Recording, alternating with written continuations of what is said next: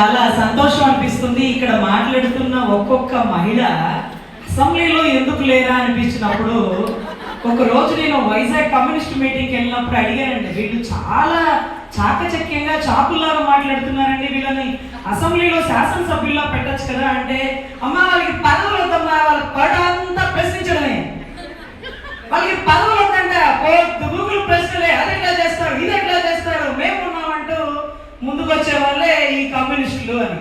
చాలా సంతోషం అనిపించండి అండి. గొప్ప సబ్జెక్టు, అనర్గళమైన సబ్జెక్టు, ఫిగర్లతో సహా. ఒక చంద్రబాబు గారిని, కూటమిని రజనీ గారు ఎదిరిస్తున్నారా అంటే, నేనే ఎదిరించామయ్యా స్వామి, ఆవిడైతే జీతగాడింది, ఏకంగా ప్రపంచ బ్యాంకు జీతగాడనింది. చూడండి ఇక్కడ ఒక్కొక్కళ్ళు విజయవాడ కనకదుర్గమ్మలా కనిపిస్తున్నారు. తప్పుని ఎదిరించడానికి మగవాడి వల్ల సాధ్యం అవుతుందో లేదో కానీ మహిళ వల్ల సాధ్యం అవుతుందండి, మహిళ వల్లే సాధ్యం అవుతుంది. రజనీ గారు మీరు కూటమికి ఎదురు వెళ్ళిపోతారా? అయితే ఏమవుతుంది? తప్పునే కదా ప్రశ్నిస్తున్నాం. అరే ఏంటి మీ ధైర్యం అంటే, మహిళ, అమ్మవారు, విజయవాడ కనకదుర్గమ్మ గుడి, కృష్ణానది నీరు తాగినటువంటి ఆ శక్తి ఎక్కడికి పోతుందండి? తప్పు ఎవరినైనా ప్రశ్నిస్తాం, ఎక్కడున్నా ప్రశ్నిస్తాం, ఒంటరిగా ఉన్నా ప్రశ్నిస్తాం. ఇక్కడున్న మహిళలు, ఇందాకే ఒక మహిళ ఆటో వచ్చి ఆటో దిగి చేంజ్ లేక ఇచ్చారు. వీళ్ళెవరు కారులో రాలా, వీళ్ళెవరు కరెన్సీ నోట్లలో పెరగల, కానీ ప్రజల్లో ఒక నాయకత్వ స్ఫూర్తితో పెరిగి ఈ రోజు ప్రభుత్వం ఇచ్చిన ఆఫర్ని ఇస్తే మొహం మీద కొట్టి దీన్ని ఇంప్లిమెంట్ చేయడం కాదు కదా, ఇచ్చిన వాడే వెనక్కి తీసుకోవాలి.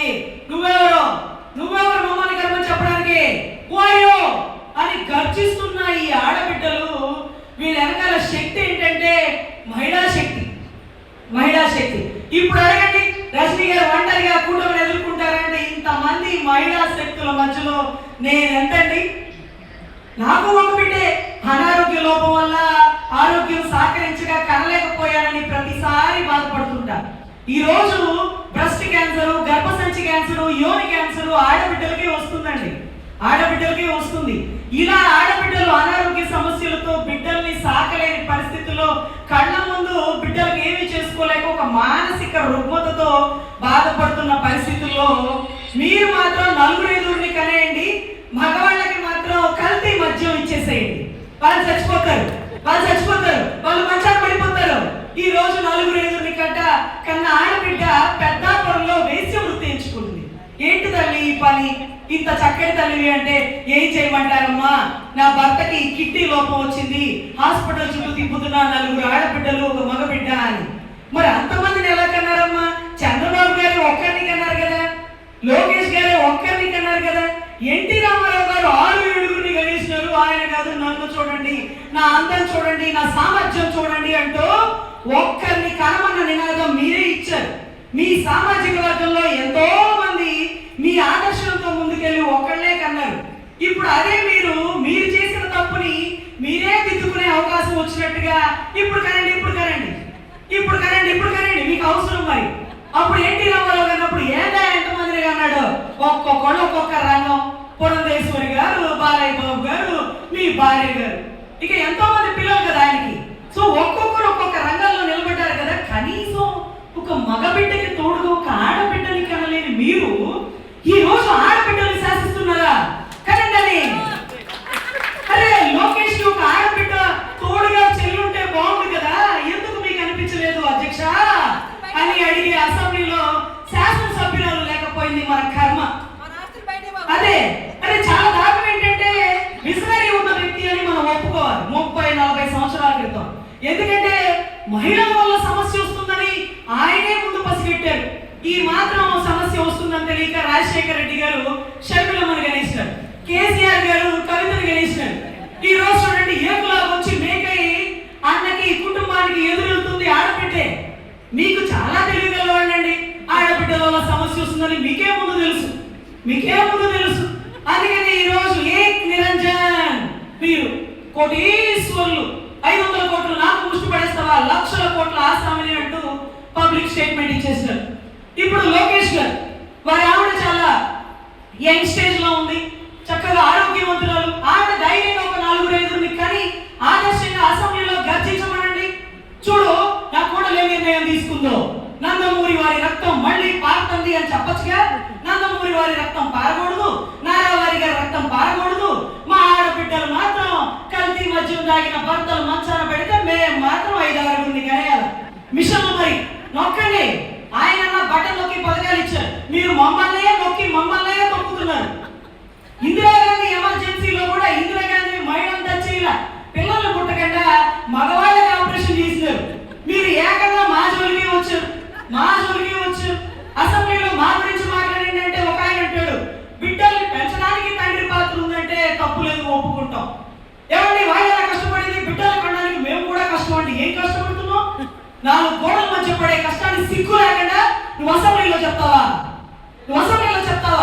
ఢిల్లీలో ఒక మీటింగ్కి వెళ్ళినప్పుడు ఒక కమ్యూనిస్ట్ లీడర్ని, ఒక మహిళల్ని కత్తిపోట్లు గురి చేసినారట.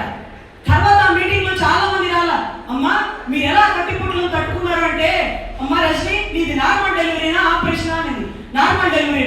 ఆ నొప్పుల కంటే మించి ఉండదమ్మా కత్తిపోట్లు. ఒక్కసారి పడుస్తారు, తీసేటప్పుడు హాస్పిటల్ పోతాం, ఏమవుతుంది? దిగితే గంటగాల్చి తొడల మీద వాత పెడితే అదే నార్మల్ డెలివరీ. అన్ని నొప్పులు పడి ఒక తల్లి పురుటి నొప్పులతో ఒక బిడ్డని కంటే ఆదిశక్తి కదమ్మా తల్లి. ఈ కత్తిపోట్లు ఏమి ఇబ్బంది ఉండవు రజని. ఒకవేళ పిస్టోల్ పెట్టి కాల్చినా మనం చచ్చిపోము, ఏం కాదు అని ధైర్యంగా చెప్తుంటే అవన్నీ నింపుకున్న వాళ్ళమే. కాబట్టి ఈ రోజు పదవులు అడగకుండా, పదవులు ఆశించకుండా ప్రభుత్వం 3 ఏళ్లున్నా బయటకు వచ్చి రైతుల పక్షాన, ఆడబిడ్డల పక్షాన పోరాడుతున్న ప్రతి ఒక్క మహిళ మా విజయవాడ కనకదుర్గమ్మ. ఈ రోజు మీరిచ్చింది మీరు వెనక్కి తీసుకుంటారా, మమ్మల్ని రోడ్డు మీదకి రమ్మంటారా? అంటూ శాసిస్తూ ఎంతో మంది కమ్యూనిస్టు ఆడబిడ్డలు బయటికి రావాలి తల్లి. మిగతా ఏ పార్టీల వాళ్ళు పదవులు ఆశించి వస్తారు, మీరొక్కరే ప్రజల కోసం పాటుపడే వాళ్ళు. ఎర్ర కండలని దుప్పటి కప్పుకొని చనిపోయే చరిత్ర ఒక్క మీ సిద్ధాంతమే. నా రక్తం ఎరుపు, నా కప్పుకునే గుడ్డ ఎరుపెరుపు, ఇది సిద్ధాంతం, ఇది నా నినాదం అంటూ ముందుకు వస్తున్న ప్రతి ఆడబిడ్డలకి మీరు ఆదుకోవాలి. అదే మాదిరిగా ఈ మాదిరి పిచ్చి పథకాలు ఇచ్చే ముందు లోకేష్ గారికి చెప్పండి, దేవాంష్తో పాటు ఇంకొక 2-3 ఆడబిడ్డలు ఉండాలండి. ఇంట్లో ఆడబిడ్డ లేకపోతే కళే ఉండదు. అలాంటిది మీకు మాత్రం వద్దు ఆడబిడ్డ, మాకు మాత్రం పుట్టేయాలి గంపలుగా. ఒరిస్సా ట్రైన్ చూసినారు ఎప్పుడన్నా? జనరల్ కోట ఎలా ఉంటుందో తెలుసా? దండిగా ఉంటారు జనాలు, ఎందుకంటే ఆ రాష్ట్రంలో జనాభా ఎక్కువ. మన ఆంధ్ర రాష్ట్రంలో తిరుమల, నారాయణ ఎక్స్ప్రెస్ చూసినారా? ప్రశాంతంగా ఉంటది. మన రాష్ట్రంలో లిమిటెడ్ గా ఉంటది. అరే ఒరిస్సా నుంచి కూలీలను తెచ్చుకోవాలి, ఇబ్బంది అయిపోతుంది, కనేమనండి అంట. అంటే ఒరిస్సా నుంచి కూలీలను తెచ్చుకోవడానికి ఇబ్బంది అయిందని మమ్మల్ని కనమని మా బిడ్డల్ని రిక్షా వాళ్ళగా, ఆటో వాళ్ళగా, మీ కింద కూలీలుగా, కార్మికులుగా తీర్చిదిద్దుతారు. రేషన్ కార్డులు ఆగిపోయిన రోజున, విద్య ఫ్రీగా, వైద్య ఫ్రీగా ఇచ్చిన రోజున మా ఆడబిడ్డలతో చర్చలు జరిపి మాకు ఇష్టమైతే అప్పుడు మీరు ఈ ఉద్యమాన్నో లేకపోతే ఈ పథకాన్నో తీసుకురండి. మాకు ఇష్టం లేకుండా, లేకపోతే మేము rules and regulations, free Vidya free వైద్యం అదే మాదిరిగా తీసుకొచ్చి రేషన్ కార్డులు ఉండకూడదు. ఎందుకంటే అందరూ డెవలప్మెంట్ లో ఉండాలి, దారిద్ర్య రేఖకు దిగువను కాదు. సో ఖచ్చితంగా ఒక పథకం ఇచ్చేటప్పుడు సలహాలు అడగాలని కూడా లేకుండా అసెంబ్లీ సాక్షిగా చర్చలు ఇస్తుంటే సిగ్గుతో వాళ్ళు తలదించుకునే పరిస్థితిలో ఉన్నారండి రాష్ట్ర ప్రజలు. దయచేసి ప్రతి ఒక్కరు మహిళలకి రక్షణ కల్పించలేకుండా హాస్టల్లో చనిపోయిన ఆడబిడ్డకి రక్షణ కల్పించలేరు. నిన్న రోజు నా సోదరి సుగాలి ప్రీతి తల్లితో నుంచొని ఉద్యమం చేస్తుంటే హాస్టల్లో ఉన్న బిడ్డకి రక్షించలేరు. కానండి ఏంటిది? సో ఖచ్చితంగా పునరాలోచన చేయాలి.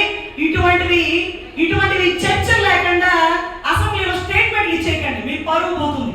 మీ పరువు తీసేవాళ్ళు కూడా ఆడబిడ్డలే, అది కూడా కమ్యూనిజం సిద్ధాంతాలు గల ఆడబిడ్డలేనని మరొకసారి గుర్తుపెట్టుకోండి. ధన్యవాదాలు. నాకు